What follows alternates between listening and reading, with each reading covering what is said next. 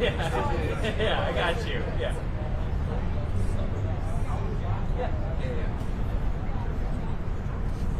I was doing my job at the same time.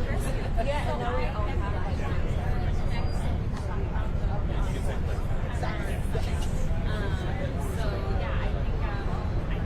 it would be great if you could speak.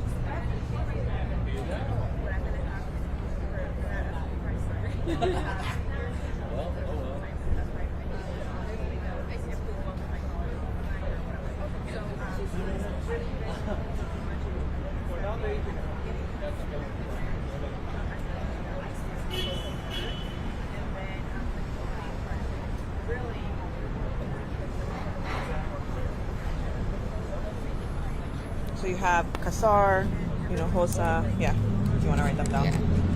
Oh, this is perfect actually. This is probably easier. Oh, that's the order. Yeah. Probably. Yeah, and that's the order.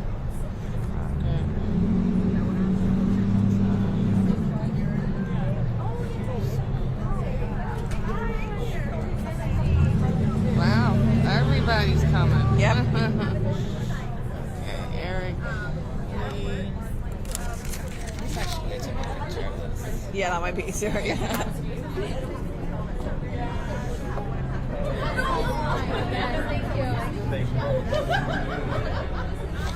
Yeah. Cool. Let me know if you have any questions. Thank you. Yeah, of course. Am I going to be speaking there? Yes. Can I put my phone there? Yep. For audio. Yeah, probably. I'll put it like here. Yeah, But I'll wait until they get Yeah. here. Yeah.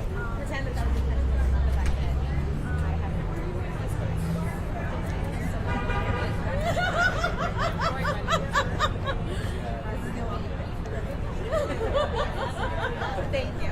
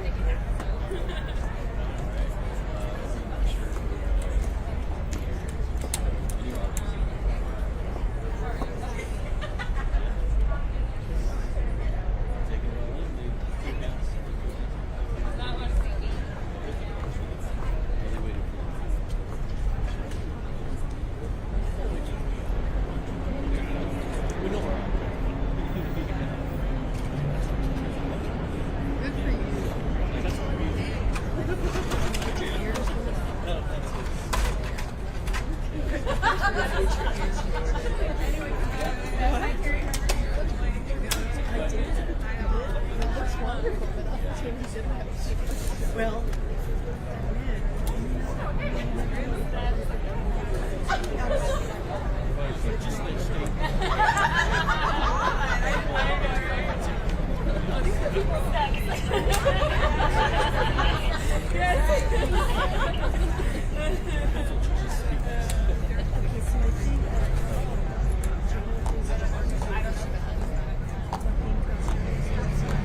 Hi, how are you?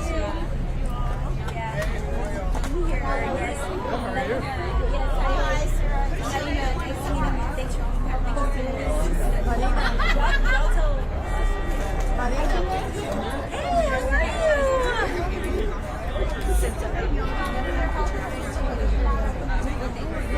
how are you? I know. Yeah, well, we want to honest to vote.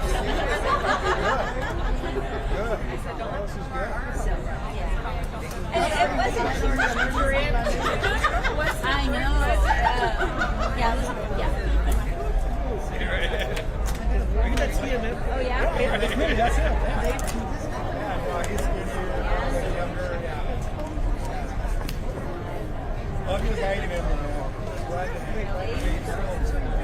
Okay. Yeah, no, I know.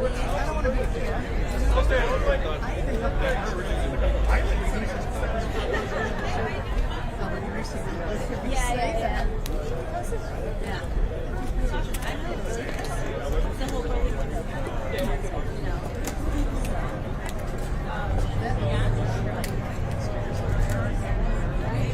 didn't like Good, just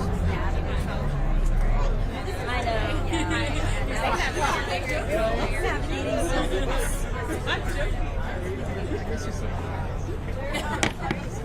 Yeah. I know. Probably right here.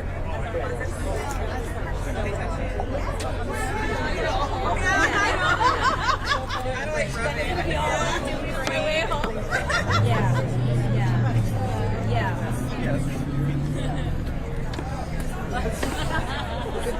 I know. But everything else went okay with you? Yeah. You did? I didn't know that. Wow, you look great. Sorry, I was standing here so that people can see. This is my friend Linda. You know her. She's journey of civil rights. Yeah. So she thought that Yeah. Well, I heard It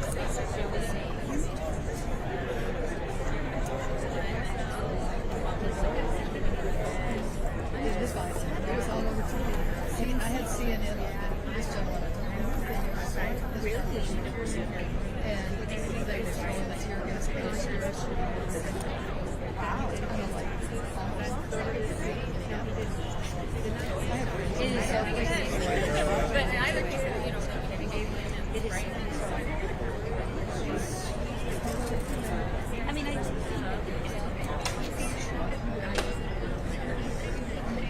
I know.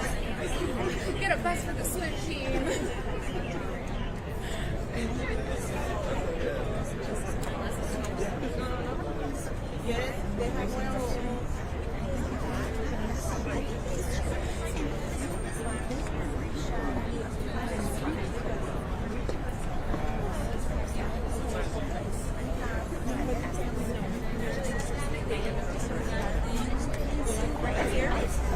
We're gonna line up right here.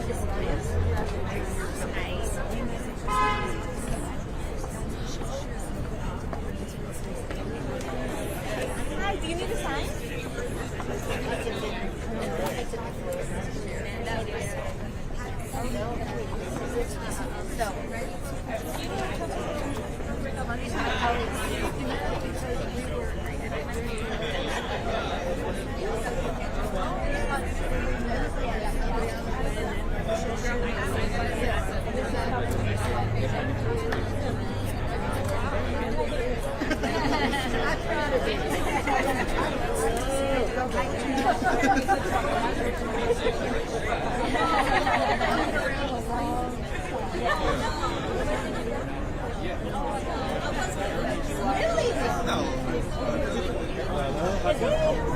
Good, nice to meet you.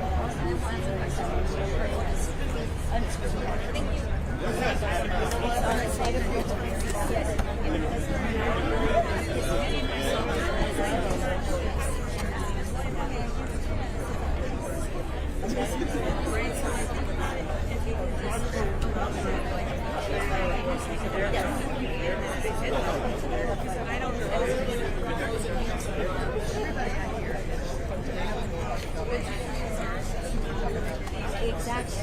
It's what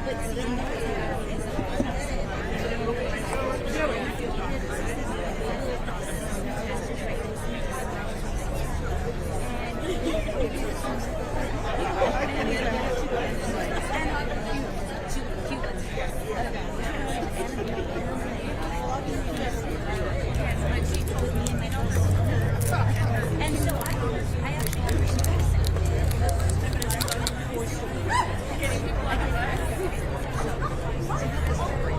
just like I know.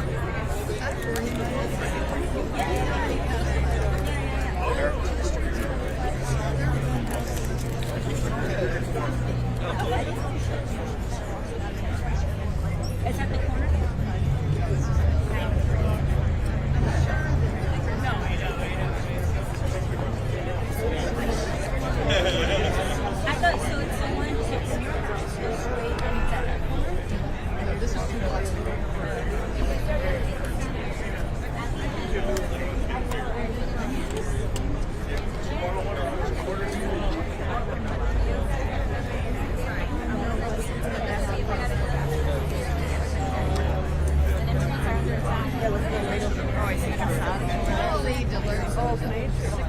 Yeah.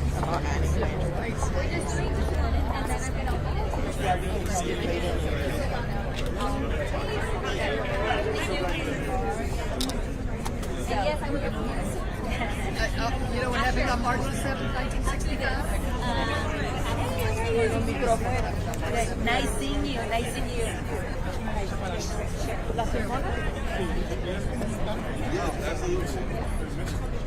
Like you guys love each other.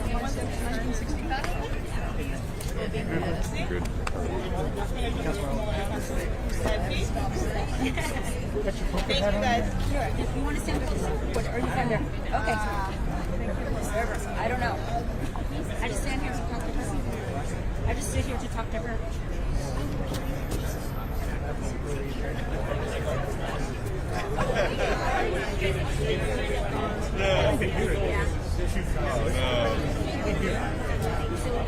We'll start shortly, y'all. Thank you.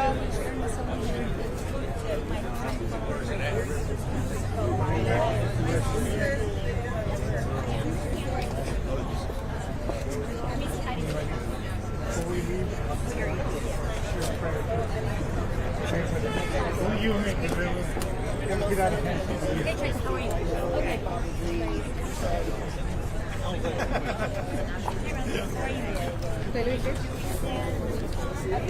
We finish our comments, since we finished speaking, we should go to that side. Okay.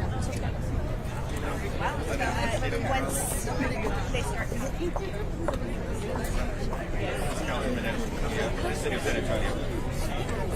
Hi. Hi, Juan. Hola, how you doing? Hey.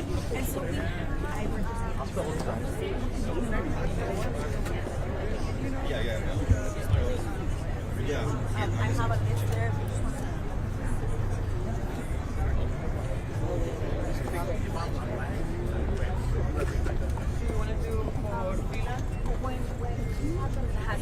Hi, how you doing? Yeah, set him up in the...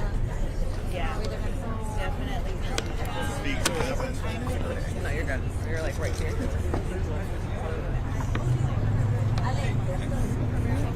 Yeah.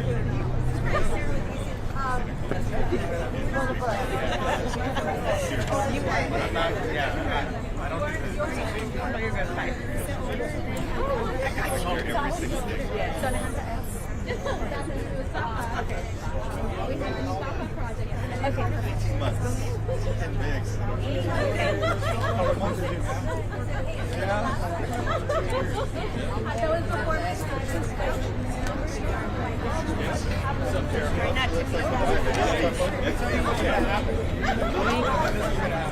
My daughter headshots to work.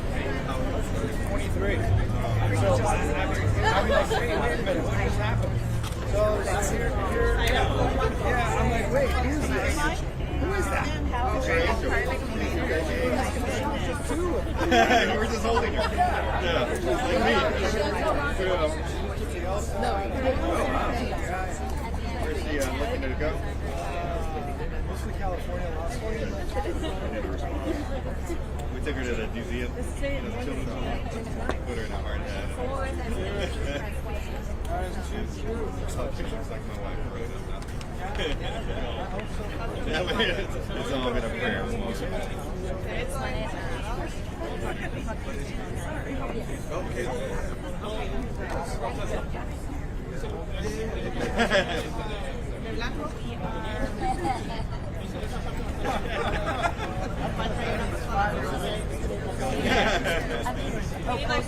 Like one more person. So I don't know. Right here. I didn't know that. I'm gonna be right here. I'm gonna be right here. So right here. Thank you. Okay. And then we're good. Here. You're fine. I was like.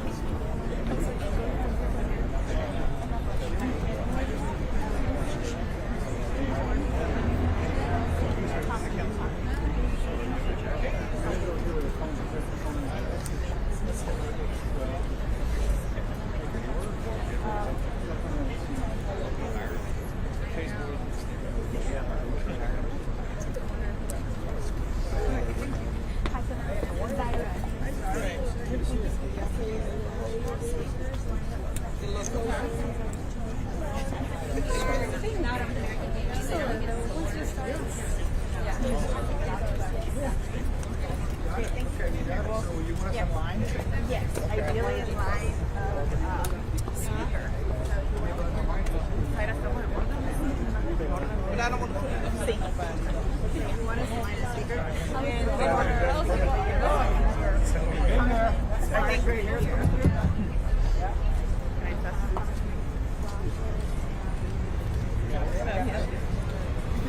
Testing 1, 2. We're gonna get started shortly.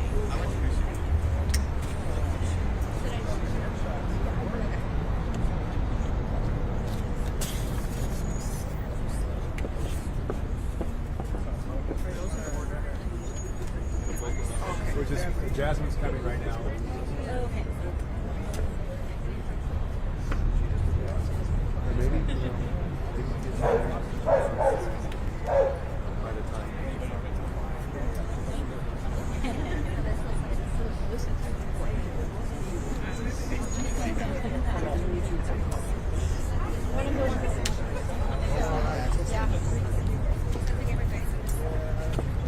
Are you with us?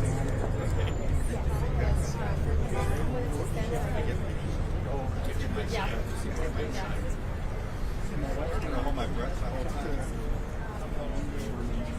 There we go. Go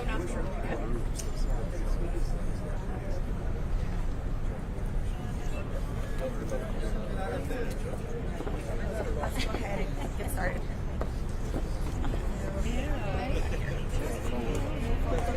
Buenas tardes. Good afternoon. My name is Juaquin Torres. I'm a member of SA Stands, and I'm very grateful to be with y'all here today. I'm going to kick it off with the message in Spanish first, and then we'll continue with the program. Buenas tardes. Mi nombre es Juaquin Torres y soy parte de la organización SA Stands aquí en San Antonio, Texas. Estamos presentes hoy para seguir alzando la voz y la atención sobre las injusticias y condiciones inhumanas por las que nuestra comunidad inmigrante está pasando. En esta conferencia de prensa escucharemos los comentarios de varios representantes locales y nacionales, incluyendo los de nuestro congresista Joaquin Castro, que acaba de visitar el centro de detenciones en Dili. Nuestra organización de SA Stands entiende y reconoce que la separación de familias y deportaciones de nuestra gente ha sido algo que ha estado pasando por años. Como comunidad, nosotros demandamos la liberación inmediata de no solo Liam Adrián Conejo Ramos y su padre, pero también de todos los inmigrantes detenidos injustamente en Dili y en centros de detenciones de todas partes. También demandamos que paren las deportaciones injustas y anticonstitucionales que están ocurriendo en nuestra comunidad por todo el país. Que nuestro Congreso pare de financiar a los agentes de ICE y sus crímenes, y que de nuestro condado de Béjar siga financiando el fondo legal de recursos para migrantes que tenga representación legal justa en las cortes del condado de Béjar. Con esto voy a traer a mi compañera Aline Miranda para continuar en inglés. Hi everyone, my name is Ali Miranda and I am a member of SA Stands. SA Stands is a coalition of organizations and individuals across San Antonio and Béjar County working to defend the rights, freedom, and safety of all immigrant communities. For over 7 years, across multiple administrations, this coalition has organized, mobilized, and demanded transparency, accountability, and justice. We're here today because what is happening right now is unacceptable and inhumane. ICE is targeting our communities at courthouses, in our neighborhoods, and even in our schools. On Tuesday, January 20th, Liam Adrián Conejo Ramos, a 5-year-old child, was taken by federal agents along with his father, Adrián Alexander Conejo Ramos, in their own driveway after Liam returned from school. Liam and his father were quickly transferred to the Dili Detention Center. Dili is one of the only family detention centers in the entire United States, and it's here in Texas, 1 hour from San Antonio. In addition to Dili, there are ICE facilities at Pearsall and Cairns, where community members are detained and separated from their families.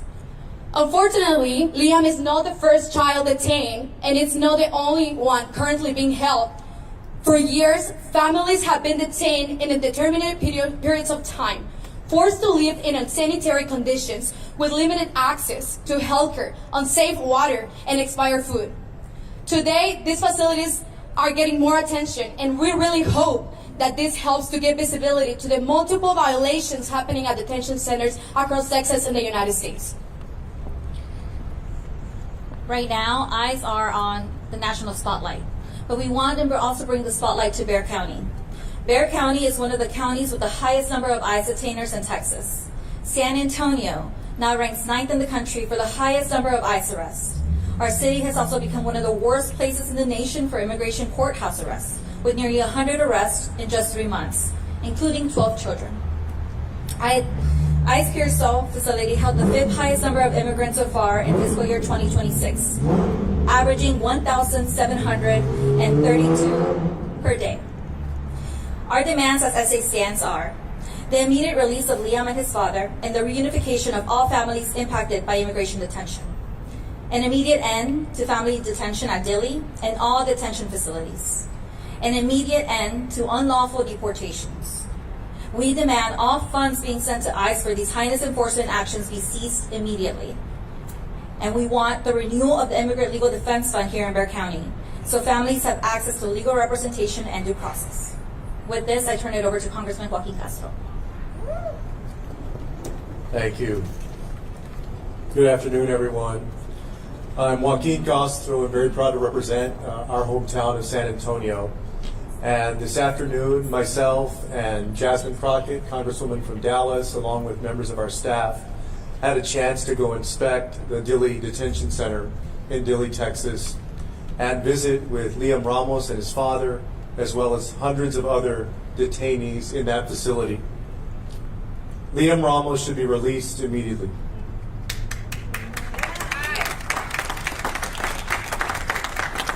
I would first like to describe to you our meeting. We met with he and his father for about 30 minutes, how that meeting went. We sat in what was the courtroom. You can see from the picture that I posted that he was lying in his father's arms. His father said that Liam has been very depressed since he's been at Dilley, that he hasn't been eating well. I was concerned with, you see how he appears in that photo with his energy. He seemed lethargic. His father said that Liam has been sleeping a lot, that he's been asking about his family, his mom, and his classmates, and saying that he wants to go be back in school with his classmates. He's asked about his backpack and his cap that he was wearing when they picked him up in Minnesota.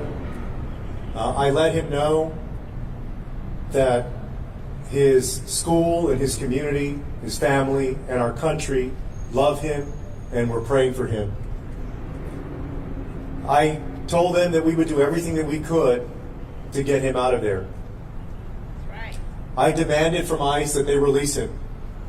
I told them that most of America wants Liam released and that he should really be released immediately. But the sad tragedy of all of this is that Liam is emblematic of the inhumanity of our detention system and ICE operations. There are many other kids just like Liam who are in detention as well, and Jasmine and I met with many of them and their family. There's a 2-month-old baby who's been there for 4 or 5 days. There are kids under 5 years old. There are folks who are 8, 9, 10, up into the teenage years. There are folks who are mentally broken because of the trauma that they're experiencing in Dilley. A few things to remember, first about Liam and his family. They came to the United States legally. They had permission to wait for their asylum case to be processed here through the CD1 app. When people talk about an orderly and efficient immigration system, they followed the rules. The second thing is that there are no criminals at Dilley. Donald Trump talked about arresting, in his own words, criminal illegal aliens. You don't go to Dilley, a facility that right now has 1,100 people in it, if you've committed a crime. All of those people suffering there and languishing there in that trauma, in that uncertainty because ICE won't tell them sometimes when their next court date is. ICE won't tell them what's going to happen to them. None of those people has committed a crime. And so I would ask President Trump, who himself has grandkids who are of the age, I know, young, of some of the kids that we met with today, to think about what it would be like if his grandkids were behind bars or in this kind of prison. The trauma and the impact that it would have on them. And for Stephen Miller, who is a father himself with young kids, like myself, I have a 12-year-old, a 10-year-old, and a 3.5-year-old. If you're going to be an architect of this kind of viciousness and brutality and inhumanity, then you should have the guts to go to these facilities like Dilley and sit face to face, eye to eye with these kids and tell them why you believe they belong there. I believe that we should disband ICE. I support the impeachment of Kristi Noem. And I don't believe the Senate or the House or Congress should give another dime to ICE in this appropriations bill. With that, I would like to introduce an incredible colleague of mine who represents part of the city of Dallas, who served in the Texas legislature before, just as I did. That's my colleague, Jasmine Crockett.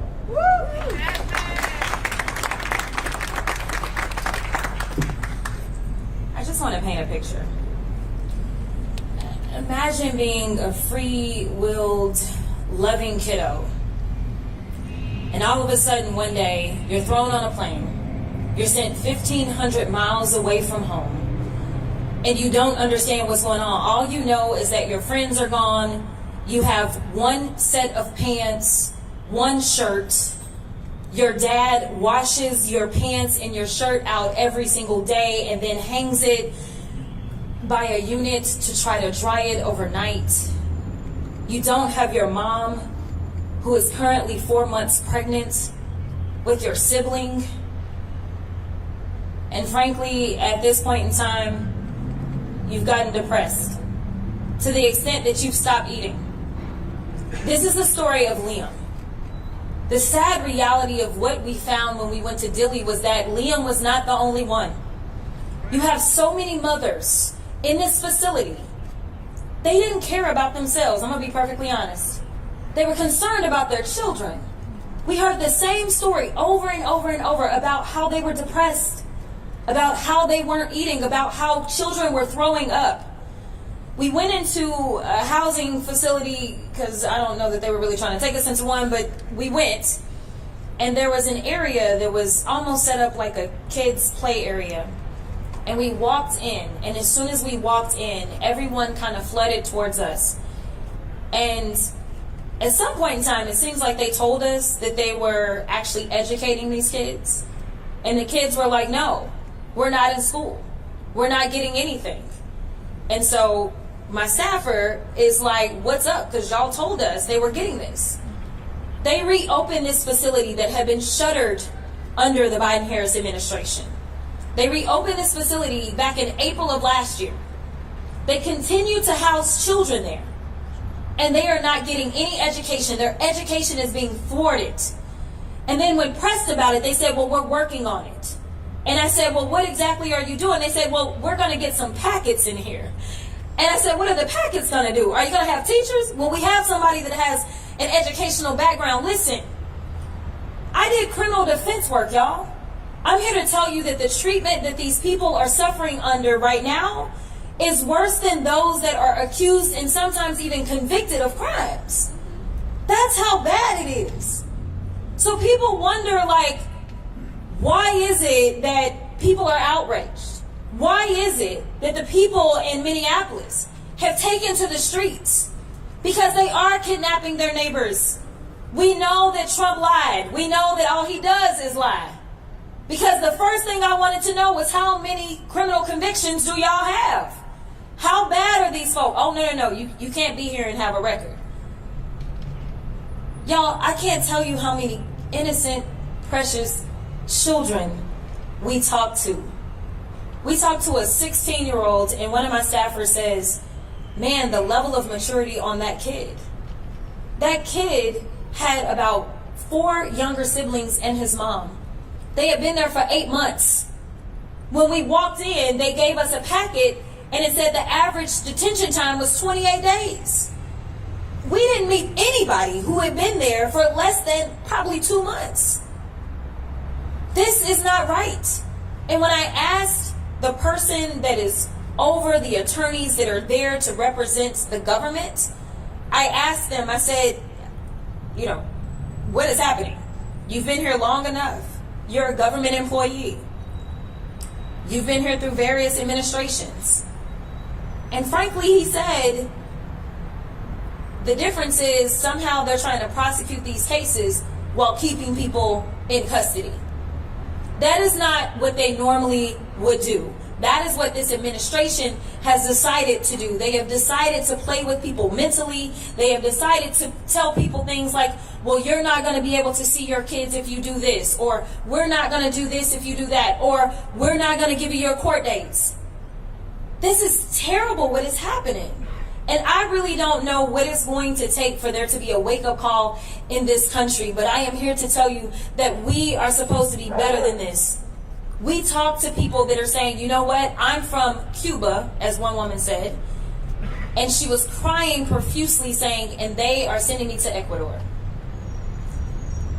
What are we doing? So I'm here standing with my colleague because, no, we won't fund this nonsense. We both voted no on that bill. We are asking our colleagues in the Senate to do their part. Stand up for people. Stand up and show them what humanity looks like. We know this administration doesn't care about us, but frankly, when people literally are talking about the water that they are drinking is not safe, if you allow this to continue to happen, then you are complicit. We have to do our part as the legislative branch. We have the power of the purse, not the president. It is time for us to flex our power. So thank you so much for being here. I am now going to turn it over to my colleague who leads up the Congressional Progressive Caucus and is representing a portion of San Antonio as well as Austin. Greg Kassar. Thank you, Congresswoman, and thank you so much for being down here and visiting Dili. And of course, thank you to my colleague, Congressman Castro. I'm Greg Casada. I'm proud to represent the ground we stand on in San Antonio as long as they'll let me. Quiero que la gente aquí en San Antonio sepa que estamos aquí luchando para la liberación de Liam Ramos.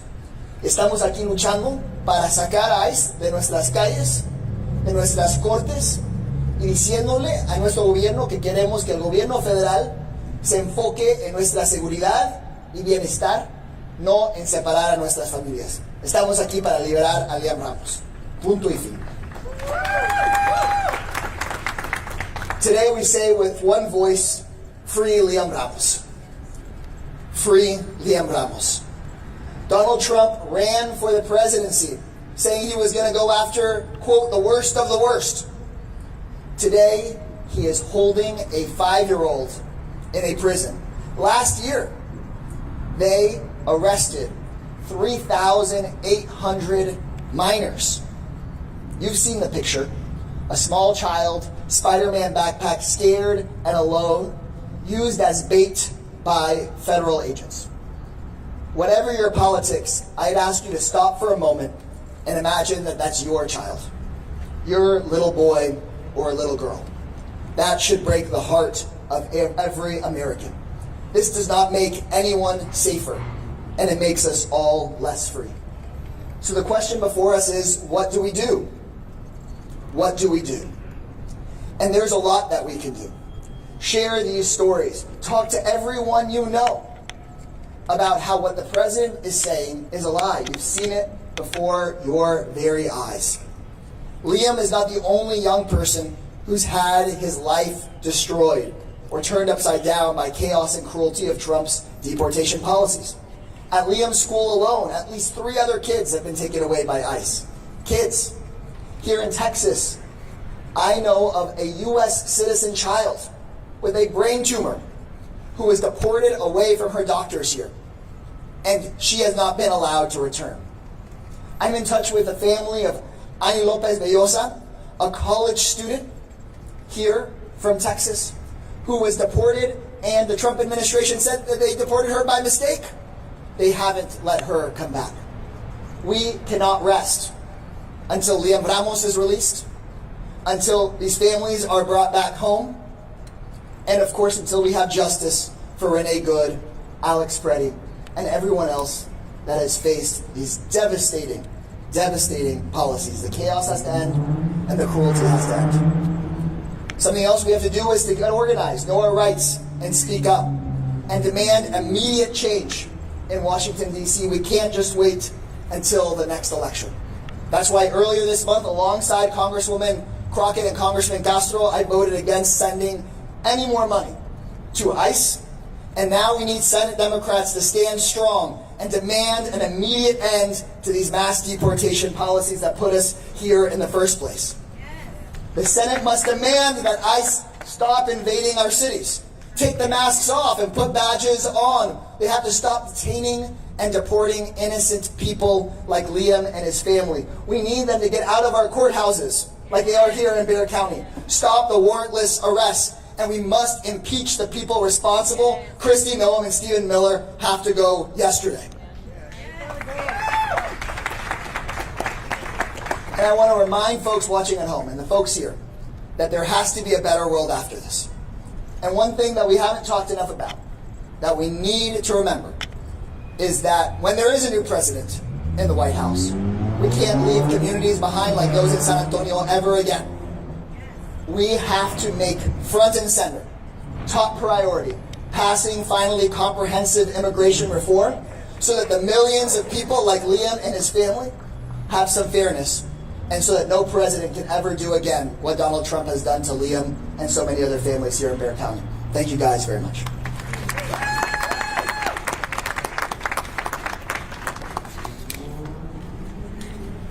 And I'm passing along to somebody, but their name is hiding under my folder.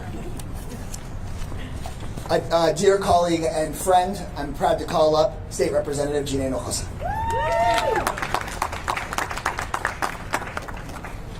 I'm State Representative Gina Hinojosa. I'm also running to be the next governor of Texas. And I want to thank everybody who is here today to highlight and put attention on what is happening, because what we know is that there is an effort to censor the criticism, the negativity, the truth that is happening with these ICE raids, that is happening with these children who are being taken. We experienced it ourselves. We tried posting it on social media, on TikTok.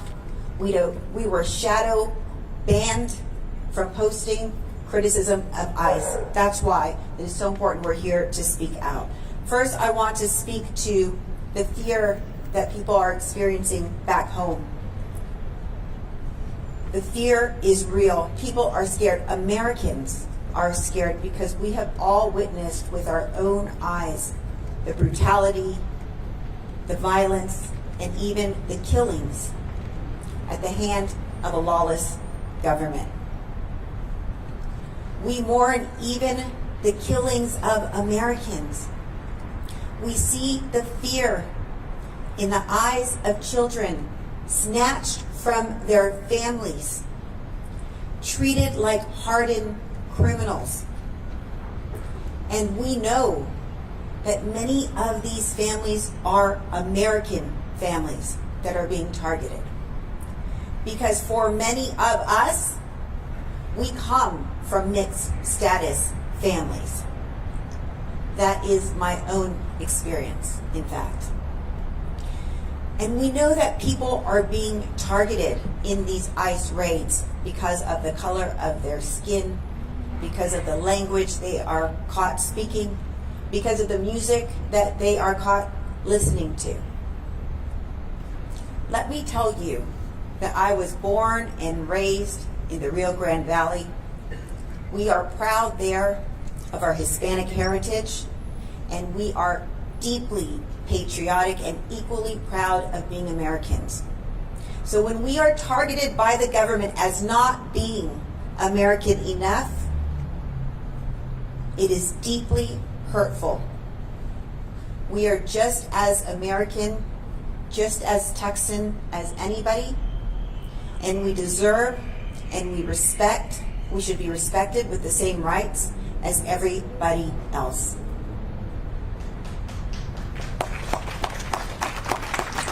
We should all be asking, why is this happening? There is a saying that's gotten popular, the cruelty is the point. I don't believe that anymore. What I think is happening is the cruelty is the mask to hide the corruption that is driving this system. See, last year, these private prisons started getting these contracts to hold people taken by ICE. Now they're all going to private prisons. These places are operated by private prisons. There are really only two in the whole country. One is Geo Group, one is CoreCivic. CoreCivic is the largest owner of real estate, private real estate, that the government uses. Their biggest investor is BlackRock, a multinational corporation that is in the business of maximizing profits for its shareholders. Those profits, by the way, are 100% paid by the taxpayer. Geo Group is the other private prison company that also has the same for-profit model that it operates under. It also happens to have given tens of thousands of dollars to Governor Greg Abbott right before he decided to license these family detention centers, which is why we have families in here and children incarcerated in Texas, and it's not happening anywhere else. That is the corrupt reality that we live in Texas and in America. People ask all the time, what can I do? What do we do? The answer is that you are already doing it. We are already doing it. By refusing to believe the lies coming from a lawless government, by refusing to stay silent, by refusing to stay home even when it is scary and the fear is real. We are making a difference. Change is happening. We are winning back sanity and humanity in this country. The courageousness we are witnessing in Minnesota and Texas and all over this country, that is the way forward. It is working. Don't stop. Because what we know is, though government is broken, the people are not. Though the government has fallen to authoritarianism, the people are free. And the people are fighting back. And that's the way the people will win. Thank you.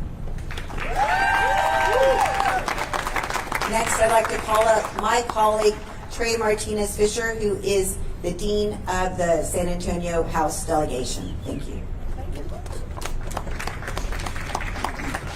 Thank you, Gina. Good afternoon. I'm Trey Martinez Fisher. You've heard these speakers, and let's review where we're at. In the last 48 hours, Senator Ted Cruz told the president, you're losing the narrative on immigration, change up the language, we're losing credibility. We have a governor of this state who has now said we need to recalibrate the tactics of Minnesota, which I think is rich, coming from a governor who put barbed wire on the border, buoys in the water, and now oversees a police force that is shooting tear gas into crowds of peaceful protesters, many of them from a church. But I can tell the president I am not an expert, but I can guarantee you to change your strategy of detaining 5-year-olds and putting them behind harsh and cruel conditions is not a winning strategy either. And it is up to us, all of us, because we know where Dilley is, and we know that every migrant who comes through on their way to Dilley passes our community. We know about Liam coming through San Antonio. We know about young Genesis, a 5-year-old girl who was picked up in Austin, stayed in a San Antonio hotel before she went to Dilley. And so that puts all of us on alert. And for San Antonians, this is not the fight we have asked for, but this is the fight that we need to finish. And we have a very rich history, and we have credibility in being in these spaces and standing up for our community. Let me remind you that Texas has the largest African American population in the country. We have one of the largest Latino populations in the country. And when we needed a state-observed holiday for MLK, San Antonio civil rights leaders organized that in Austin. When Latinos felt like they needed a helping hand, the founding of LULAC, the founding of MALDEF, the founding of the American GI Forum has deep roots in this community. Folks, this is who we are.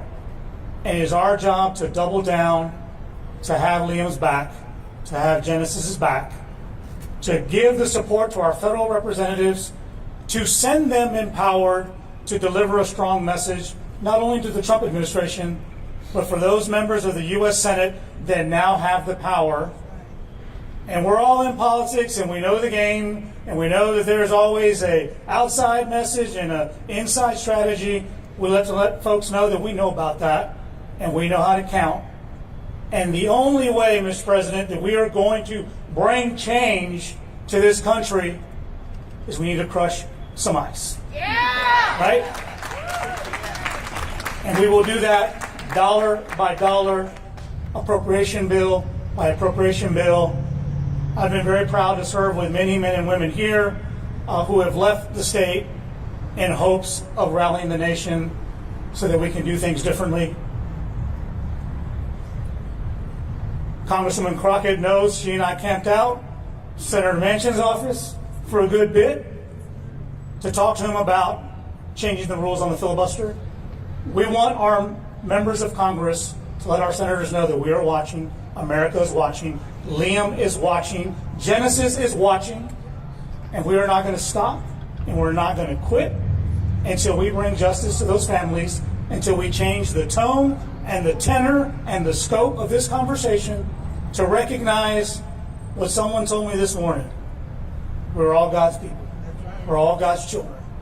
And we have to treat each other like the least among us. And that begins with those families and those children in the Dilley Detention Center. And so, San Antonio, it's our job. Let's step it up. I now want to bring up my colleague. This is the district that we are in, and is represented by Representative Diego Bernal.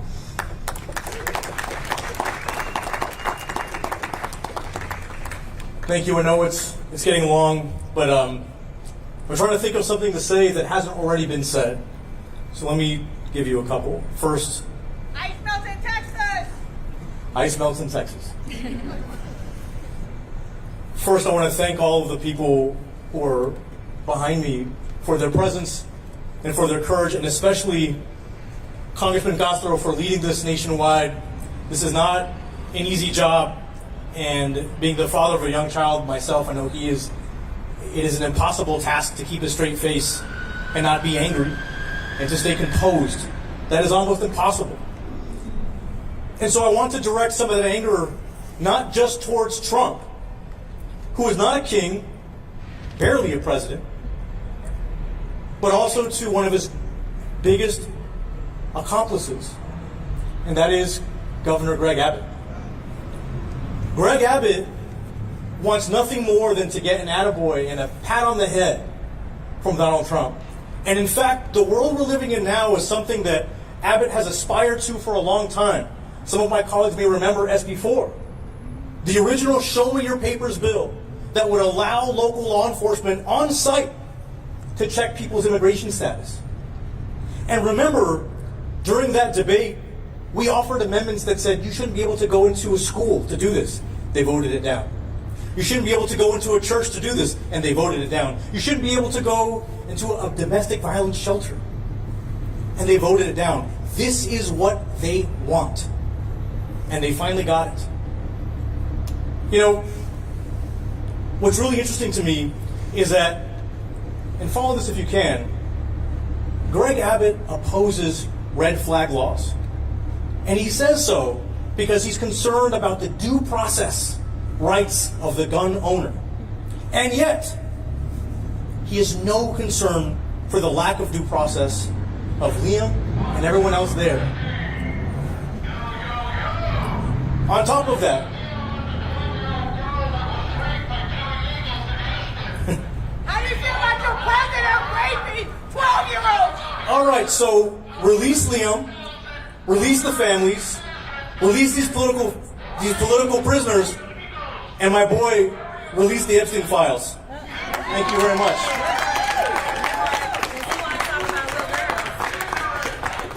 All right, and up next is our State Senator, Jose Menendez.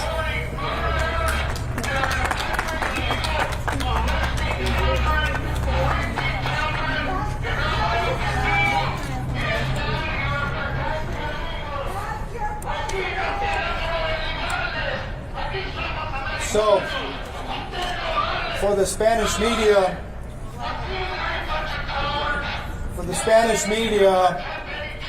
let me explain a little bit of what we'll do, a little recap. Para los medios españoles, habla español, yo soy José Menéndez, senador estatal, Distrito 26, hijo de inmigrantes.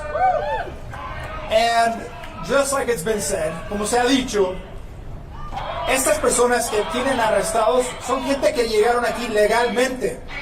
Entraron legalmente. Este señor no sabe ni lo que habla. These are people who came through the system legally. We are talking about people, children and women, who are being detained without their human rights and their civil rights. We're not talking about anybody that has any kind of criminal complaint whatsoever. No hay ni un criminal, cero, en Dili, ni en Pearsall, ni en Carnes, cero. Son gente, niños, familias, señoras que no tienen a sus familias. Esto es un abuso de los derechos civiles y humanos de estas personas.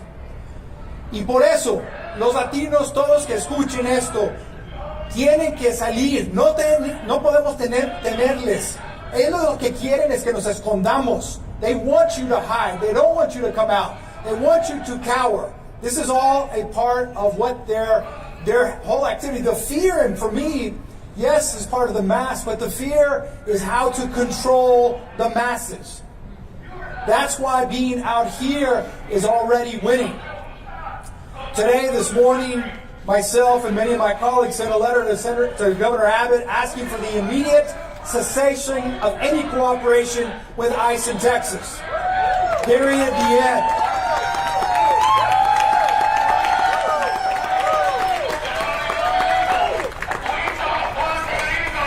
These people, whether it's Trump, whether it's Miller, whether it's that lady that's unqualified, these people want you not to believe your own eyes and ears. You've got to understand that you cannot allow them to get away with a narrative that they don't even understand. That's a part of it. They fool these poor people into believing things that aren't the reality. So,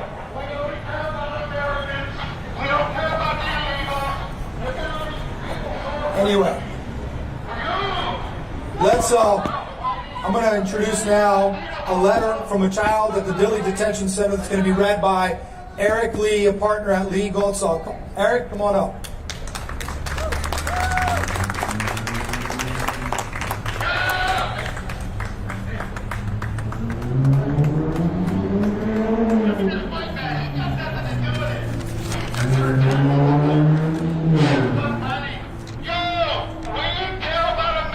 This is a letter that a 5-year-old,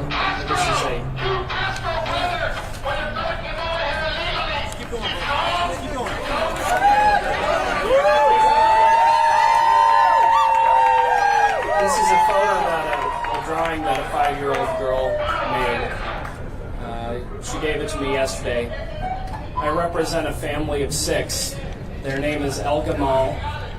The family includes a mother, Hayam, an 18-year-old Habiba Soliman, 2 5-year-old twins, a 9-year-old girl, and a 16-year-old. They have been at Dilley for 8 months, not because of anything that they did, but because of the crime that somebody else committed.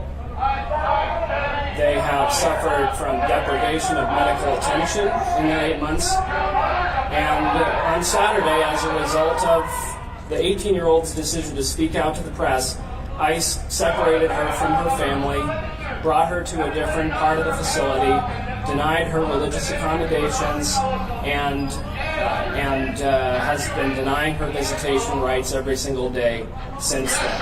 That's in retribution for having spoken out against the conditions that they are confronting every day in Dilley. I'm going to read from a letter that she has written that hasn't been reported on yet. I'll just read a couple of paragraphs and then I'll make this available to whoever would like to report on it. This is from Habiba Soliman.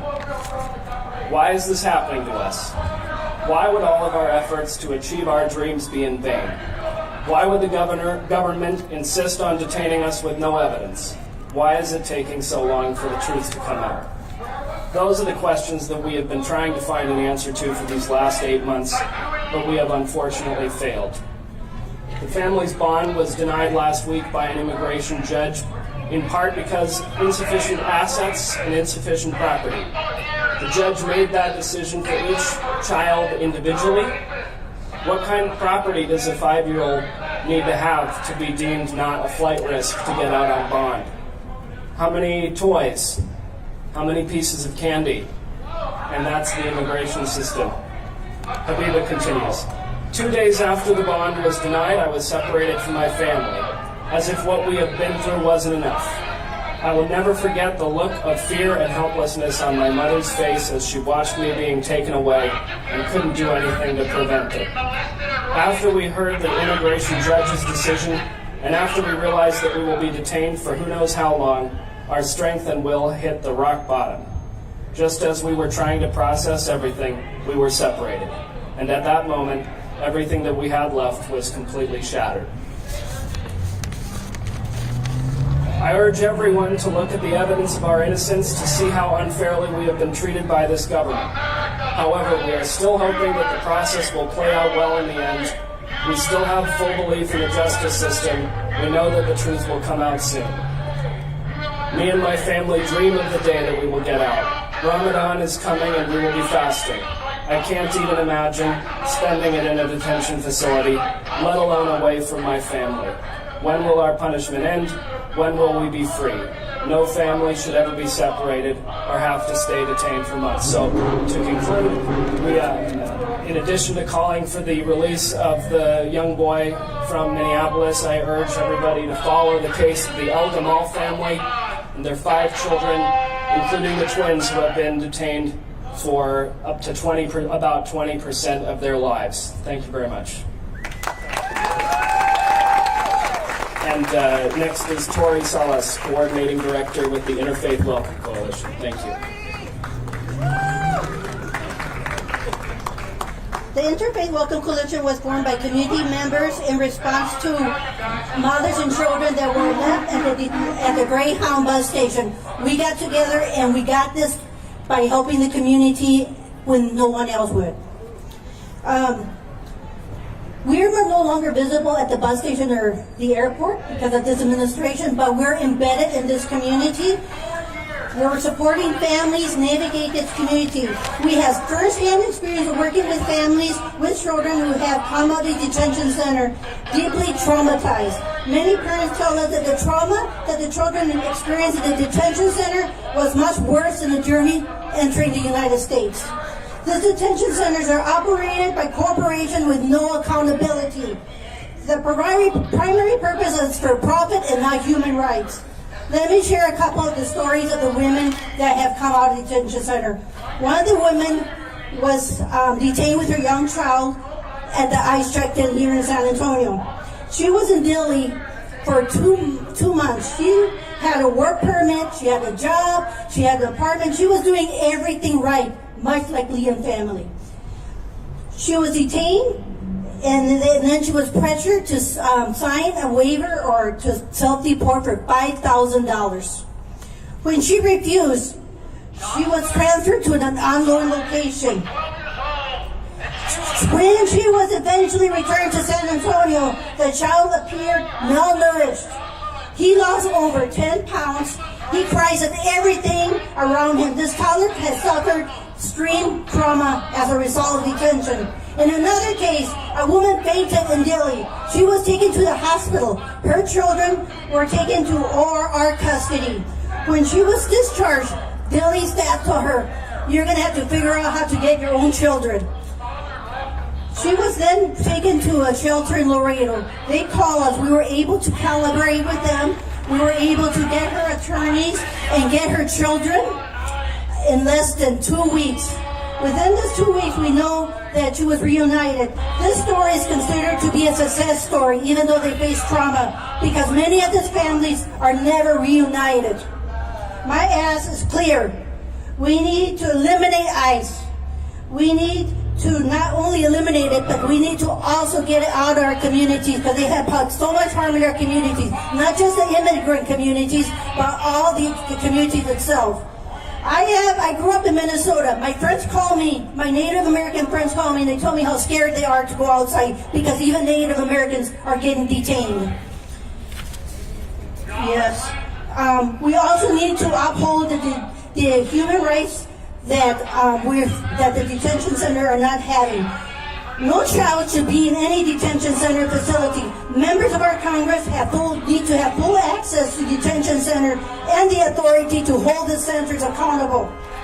To my elected officials, I really appreciate you coming here, but I also need you to go to Washington, D.C. and fight this fight, because our communities are here. We're fighting and we're losing lives here. There was a group of us that went to Delhi today. We got gassed. We should not have to get gassed when we're defending human rights. So I wanted to make sure that we are heard, that no matter what your legal status is, that these people are part of our community and we are part of their community. Thank you.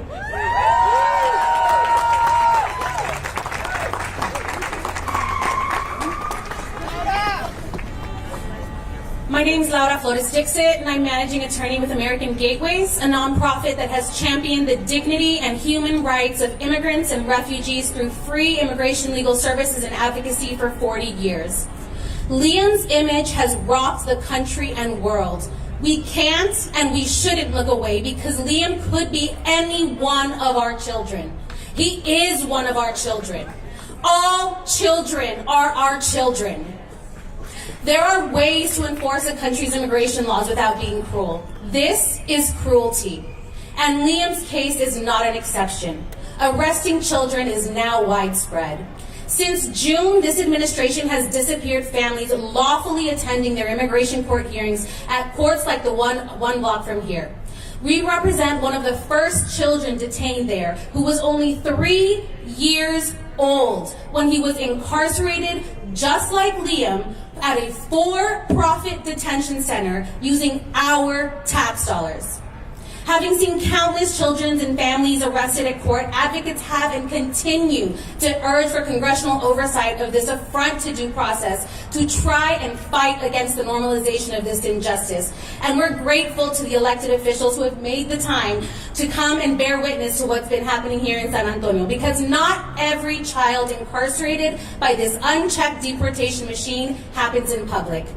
Most immigrant children are arrested by federal agents in the shadows of immigration courts and local ICE check-in offices, where families are lined up in tiny rooms that they barely fit in, lied to, being told that they are only going to speak with officers about their cases, and then disappear into a back room, often never to be seen again by their friends and families. The numerous families we've recently represented at Dilley were all detained beyond the maximum time the U.S. government itself agreed that a child can be detained. We currently represent a family that's been detained for 4 months, where this child has missed an entire semester of education and is suffering from panic attacks due to prolonged detention. The families we represent who were recently released from Dili were only released after rejecting coercive offers of $1,000 to accept voluntary departure and risking the threat of being deported to a country they've never been to. Now we are hearing that instead of releasing families who reject voluntary departure, that families could be sent to Mexico while continuing to fight their case. The plan is to bus families currently incarcerated in U.S. detention camps to another country. There is a playbook for ethnic cleansing, and it is being followed. We call on this administration to free Liam and for an end to all family detention and all for-profit detention. We call on the Mexican government to not be complicit in U.S. terror by cooperating with the new Remain in Mexico program. We call for comprehensive immigration reform that centers family unity and safety, and we call to abolish ICE, a rogue agency younger than I am that is eroding our Constitution on a daily basis and endangering the lives of every one of us. Please join me with welcoming Javier Hidalgo, Legal Director at Raices.